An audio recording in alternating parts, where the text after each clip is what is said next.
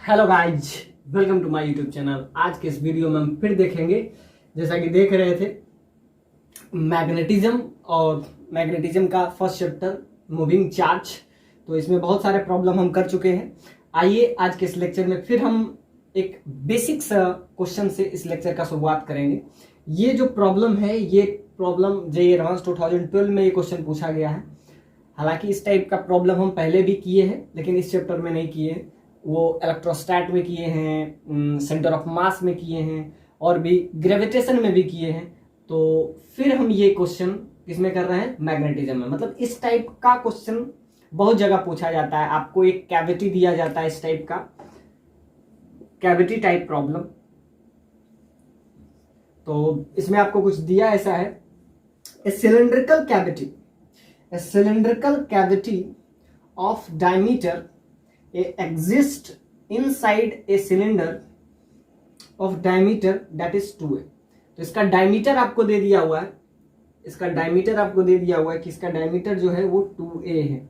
Both cylinder and cavity are infinite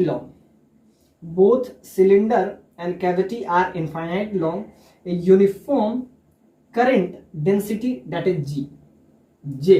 अब यहां पे आपको J क्या दिया हुआ है? Current per unit area.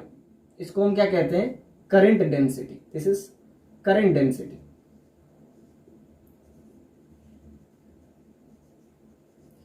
तो इसमें आपको दिया क्या है? ए uniform current density J flow along the length if the magnitude of magnetic field at the point P। इस पर्टिकुलर पॉइंट पे आपको क्या निकालना है? मैग्नेटिक फील्ड निकालना है, यानी कि बी फील्ड का वैल्यू, यानी कि मैग्नीट्यूड ऑफ मैग्नेटिक फील्ड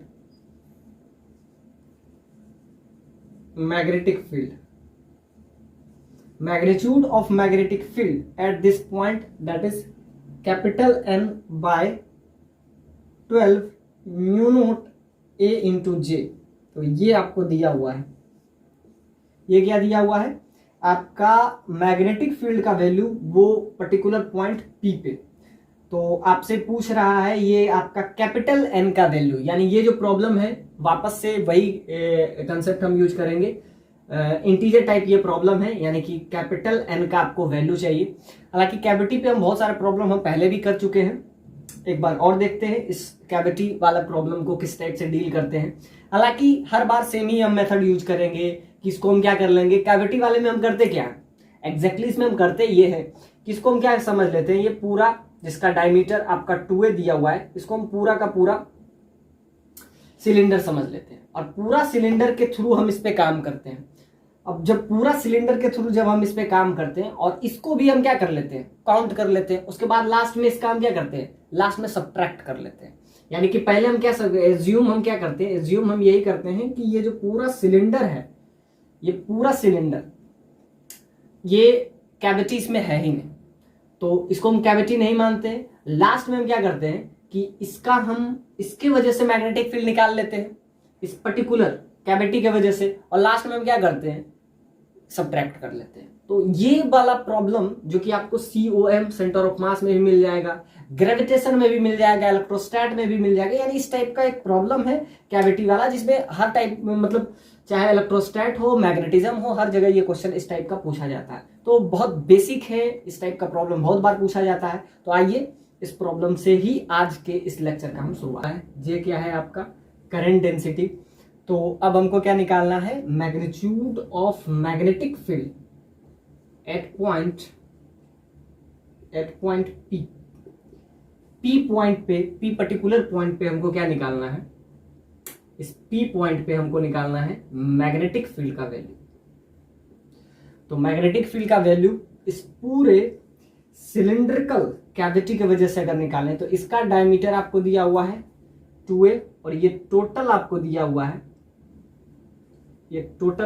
हुआ है a, और ये आपका इसका डायमीटर 2a दिया हुआ है, और इसमें दिया गया है both cylinder and cavity are infinite long. हाँ, ये बहुत कमाल का चीज है। ये क्वेश्चन हालांकि बहुत इजी है, लेकिन इसमें अगर एक पॉइंट को आप नोटिस करें तो इसमें नोटिस करने वाली चीज है ये इनफाइनाइट लॉन्ग। इसका क्या मतलब? इनफाइनाइट लॉन्ग का मतलब ये है कि क्या हम इसको सर्कल एज्यूम कर लें?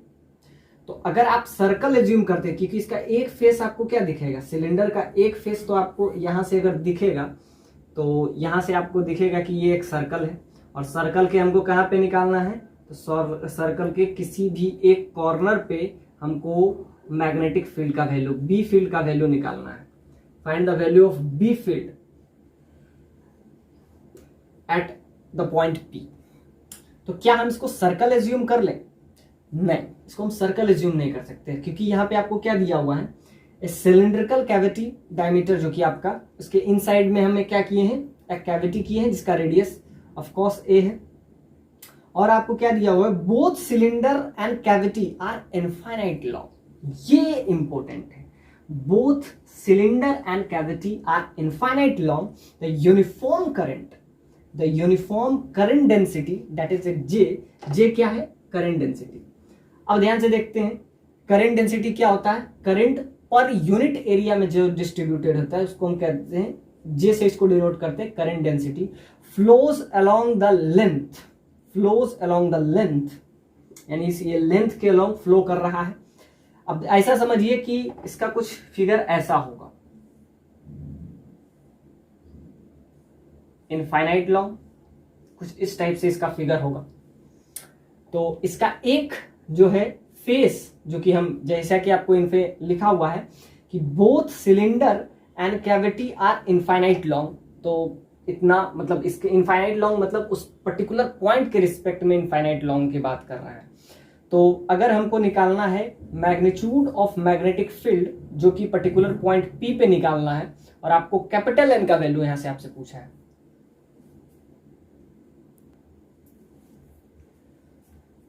तो अगर यहाँ पे हम मैग्नेटिक फील्ड निकालें इस पर्टिकुलर पॉइंट पी पे, तो क्या होगा, तो जैसा कि हम बात करते थे इनफाइनाइट लॉन्ग वायर के केस में, वही वाला हम काम इसमें भी करेंगे। इसके लिए क्या हो जाएगा, एक इनफाइनाइट लॉन्ग वायर के केस में जैसा कि हम बात करते थे, तो वही वाला इसमें हम कंसेप्ट यूज करेंगे, इनफाइनाइट लॉन्ग वाला कंसेप्ट। तो उसमें हम लाते थे magnetic field due to infinite long wire, due to infinite long wire that is equal to mu naught by 4 pi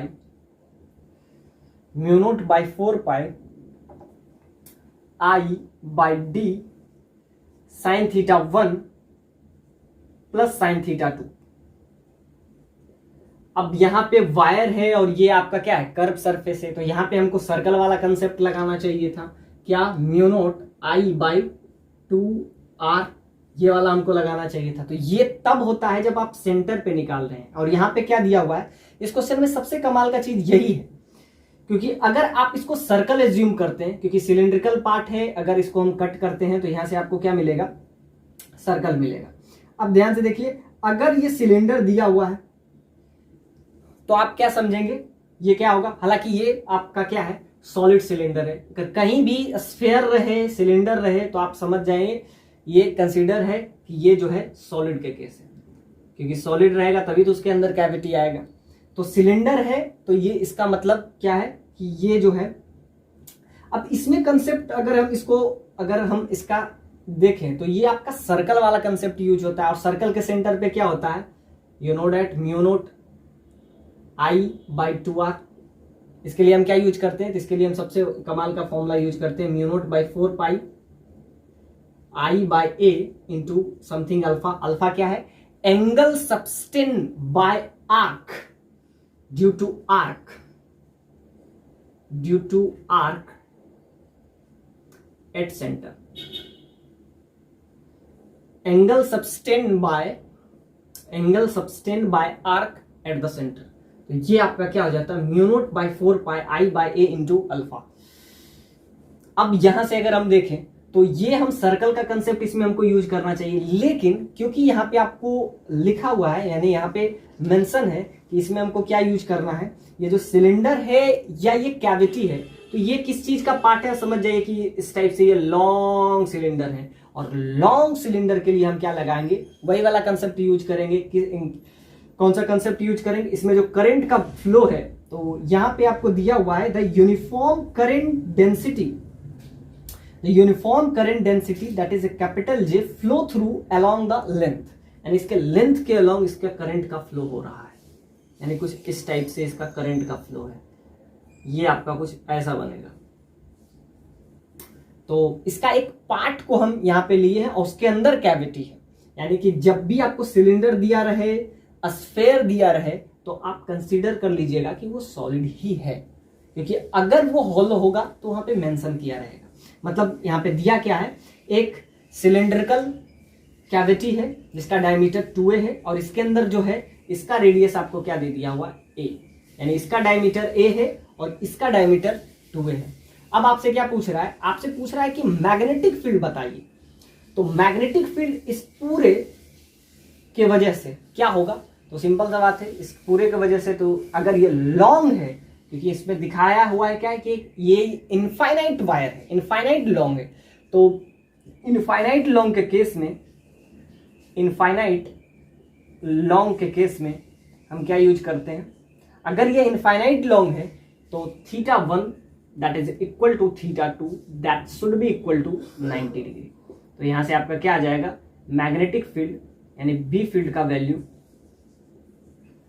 B field का वैल्यू क्या आ जाएगा, म्यू नोट बाय 4 पाई, तो आई बाई डी, डी क्या है, बीच का डिस्टेंस, तो बीच का डिस्टेंस वो डी हुआ, साइन θ1, ये भी 1 और ये भी 1, तो यहां से आपका वैल्यू क्या आ गया, mu naught by 4 pi I by D, और यहां से आपका क्या हो जाएगा 2।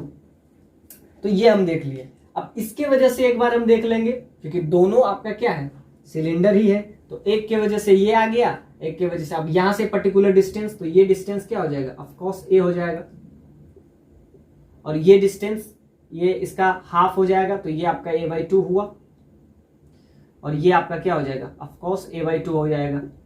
तो इसके वजह से हम क्या निकालेंगे, मैग्नेटिक फील्ड। पहले हम क्या एज्यूम करेंगे, पहले जब भी कैविटी टाइप प्रॉब्लम रहे तो आप एज्यूम करें कि उसके अंदर कैविटी है ही नहीं, मतलब इसके वजह से हम पहले मैग्नेटिक फील्ड निकालेंगे। ये जो पूरा एक सॉलिड सिलेंडर है, उसके वजह से इस पर्टिकुलर पॉइंट P पे, यानी कि सेंटर से A डिस्टेंस पे हम क्या निकालेंगे, मैग्नेटिक फील्ड का वैल्यू। उसके बाद क्या करेंगे, इस कैविटी की वजह से कितना मैग्नेटिक फील्ड प्रोड्यूस हो रहा है वो हम निकाल लेंगे, और लास्ट में इसको हम सब्ट्रैक्ट कर देंगे। हालांकि है क्या, ये पूरा समझिए कि यहां पे ये आपका कैविटी है, बाकी पूरा इस टाइप से फिल है। तो आप ऐसा समझिए कि इसका फिगर कुछ ऐसा दिया हुआ है, एक का रेडियस आपको, मतलब एक का डायमीटर आपको 2a दिया हुआ है, एक का डायमीटर आपको क्या दे दिया हुआ है, सिंपली a दिया हुआ है। तो यहां से अगर हम वैल्यू निकालें तो क्या आ जाएगा, मैग्नेटिक फील्ड का वैल्यू, और उसमें n को हम सिंपली क्या करेंगे, कंपेयर कर लेंगे। और वैसे भी ये इंटीजर टाइप प्रॉब्लम है, तो ये बहुत बेसिक प्रॉब्लम है, तो इसमें हम क्या किए, कौन सा कंसेप्ट अगर हम इसमें यूज कर लेते सर्कल वाला, तो क्या ये सर्कल होता, नहीं, क्योंकि ये होलो नहीं है ना। सर्कल में क्या होना चाहिए था, सर्कल में तब हम बात कर सकते थे जब ये होलो सिलेंडर रहता, ये तो सॉलिड सिलेंडर है, तो हम इसको सर्कल एज्यूम नहीं कर सकते हैं। क्यों नहीं सर्कल एज्यूम कर सकते हैं, क्योंकि ये होलो नहीं है। तो सर्कल वाला कंसेप्ट में तो हम क्या लिखते हैं, simply mu not I by 2r उसके सेंटर पे। तो उसके लिए हम क्या फॉर्मूला यूज करते हैं, यही mu nought by 4 pi I into A, और ए क्या है, कोई भी आर्क। अब सर्कल है तो आर्क वो क्या हो जाएगा, तो आर्क की जगह पे हम 2 पाई यहाँ पे लिख देते हैं, तो ये आपका फॉर्मूला आ जाता है। अब ध्यान से देखिए, इनफाइनाइट लॉन्ग था, θ1 that should be equal to θ2 that should be equal to 90 degree. So the value of magnetic field at the point P, तो इसके वजह से अगर हम निकालें magnetic field, B field, magnetic field due to cylindrical अब यहां पे हमने इनफाइनाइट सिलिंड्रिकल हम लिख लेते हैं, इनफाइनाइट सिलिंड्रिकल, इनफाइनाइट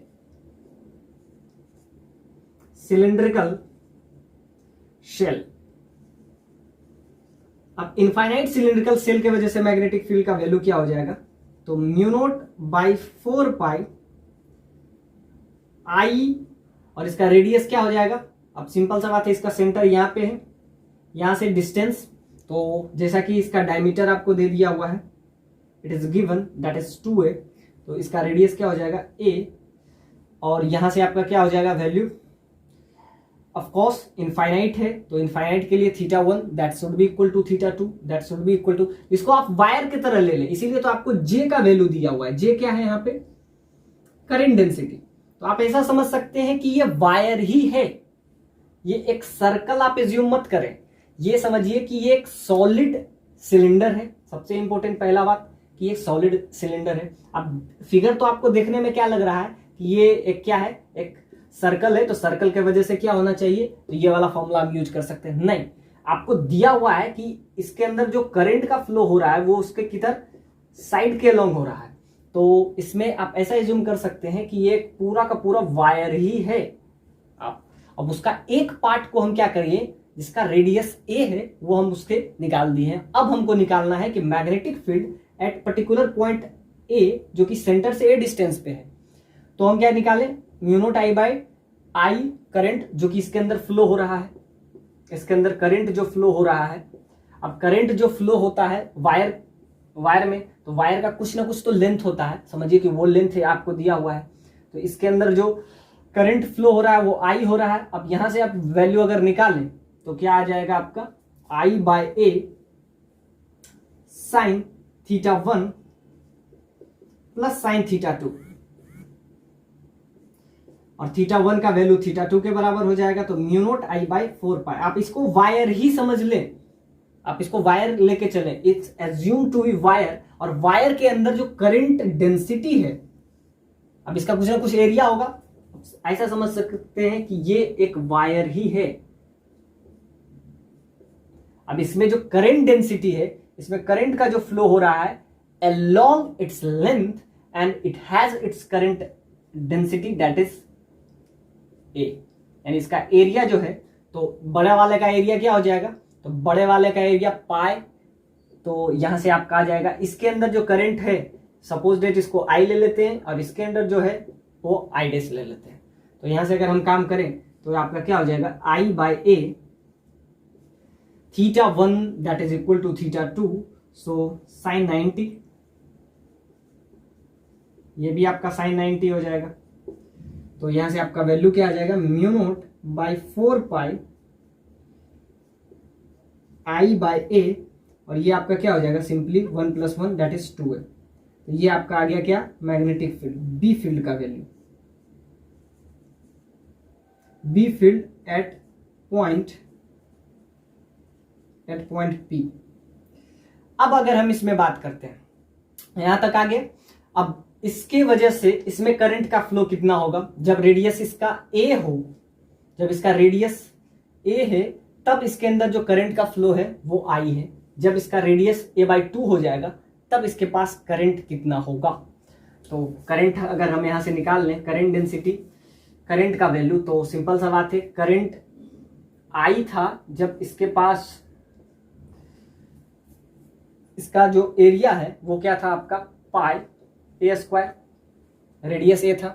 अब हम करंट देते, अब इसके अंदर जो करंट है वो क्या है, आई डैश है, तो 1 के लिए ये तो आ जाएगा आई बाय पाई ए स्क्वायर। अब इसके अंदर क्या हो जाएगा, पाई ए बाई 2 का होल स्क्वायर।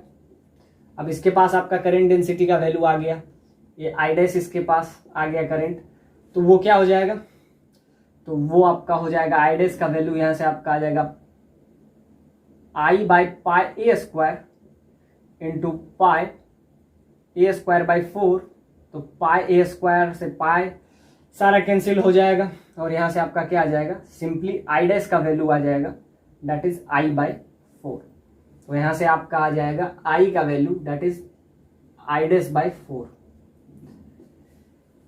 तो इसके अंदर करंट जो आया वो क्या आया, आई डैश का वैल्यू I/4। बस अब हम निकाल लेंगे।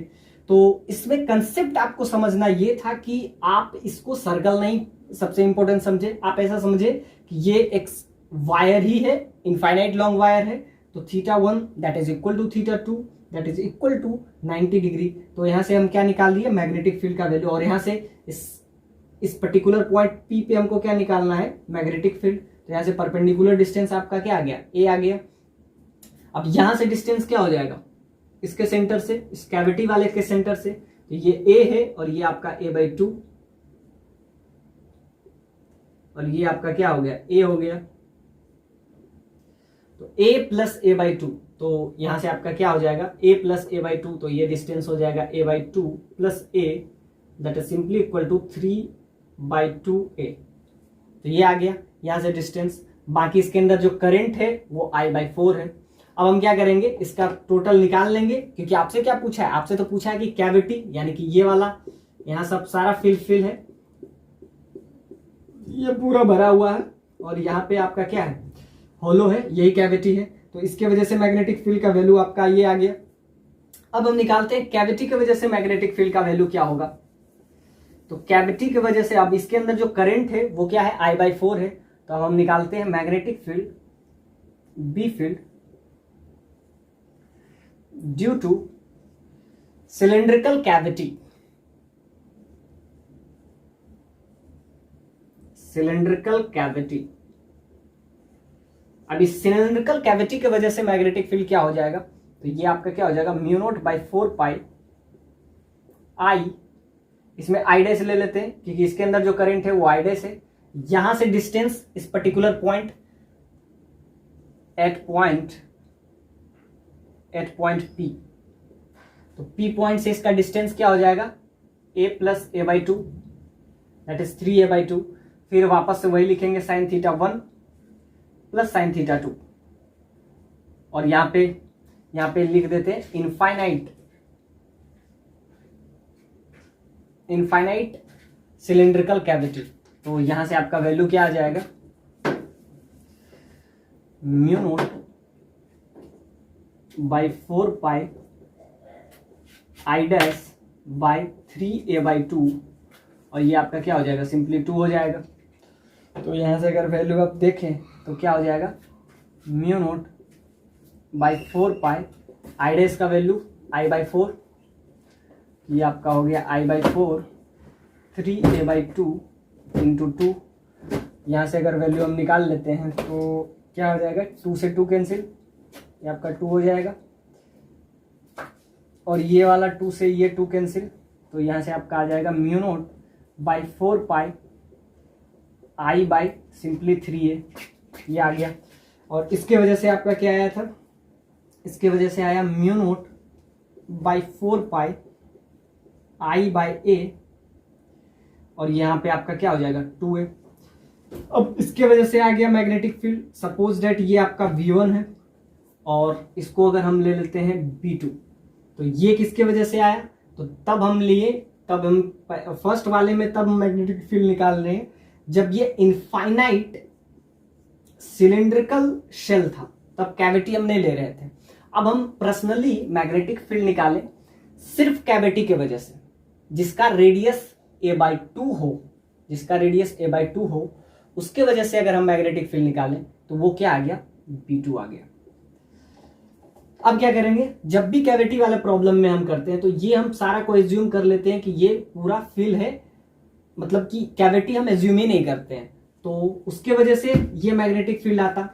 और अगर ये कैविटी है तो उसके वजह से मैग्नेटिक फील्ड क्या आया, B2 आया। तो हम क्या करेंगे, दोनों को लास्ट में सब्ट्रैक्ट कर लेंगे, मतलब यहां पे हम क्या कर लेंगे, यहां पे हम क्या कर लेंगे, B1 माइनस B2। क्यों, क्योंकि ये जो कैविटी हम लिए, कैविटी की वजह से सिर्फ मैग्नेटिक फील्ड इतना होगा, और अगर कैविटी नहीं हो यानी कि फुल हो, तो फुल के वजह से मैग्नेटिक फील्ड ये क्या आया, आपका B1 आया, इसके वजह से B2 आया। तो इसमें आपको निकालना क्या है, तो निकालना है कि इसमें इतना पार्ट बच जाए, बाकी सब के वजह से मैग्नेटिक फील्ड का वैल्यू क्या होगा। तो क्या करेंगे, नेट मैग्नेटिक फील्ड का वैल्यू अब अगर हम निकालें, नेट मैग्नेटिक फील्ड का वैल्यू क्या होगा। तो नेट मैग्नेटिक फील्ड का वैल्यू यहां से अगर हम निकालते हैं तो क्या होगा, net magnetic field, net magnetic field due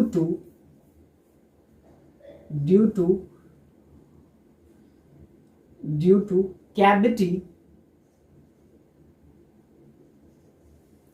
cavity long cylinder. अब ये कैविटी भी है, लॉन्ग भी है, infinite long cylinder, infinite long cylinder. तो यहां से क्या हो जाएगा, सिंपली बी नेट लिख देते हैं, यहां से आ जाएगा B1 माइनस B2।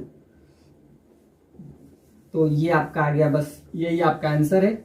और वैसे भी ये इंटीजर टाइप प्रॉब्लम था, तो B1 माइनस B2, तो B1 का वैल्यू क्या आ गया, mu naught by 4 pi I by A into 2 minus mu naught by 4 pi B2 का वैल्यू, और यहां से आपका क्या आ गया, I बाई 3A।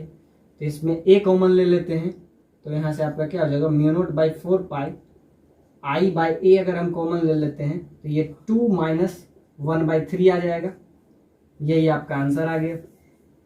तो यहां से अगर हम देख, mu naught by 4 pi I by A, और ये आपका क्या हो जाएगा, 6 माइनस 1 यानी कि 5/3।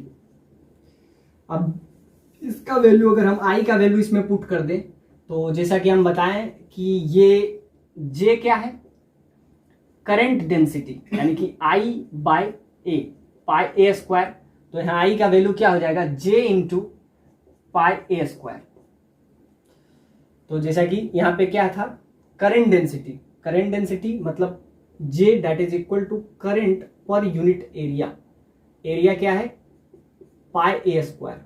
तो यहां से I का वैल्यू क्या हो जाएगा, पाई A स्क्वायर इंटू J। तो यहां से आपका क्या हो जाएगा, करंट का वैल्यू आपका आ गया म्यू नोट बाई 4 पाई, और यहाँ पे आपका J into pi A square by A into 5/3। तो यहाँ से A से A कैंसिल हो जाएगा, mu naught by 4 pi, J into पाई से पाई कैंसिल हो जाएगा, और यहाँ पे सिर्फ A बचेगा, और यहाँ पे 5/3। ये आपका आ गया आंसर यहाँ से। वैसे भी इंटीजर टाइप ये प्रॉब्लम था, पाई से पाई भी कैंसिल हो जाएगा, यहाँ से आपका क्या बचेगा, mu naught by 4 JA into 5/3। This is your required answer.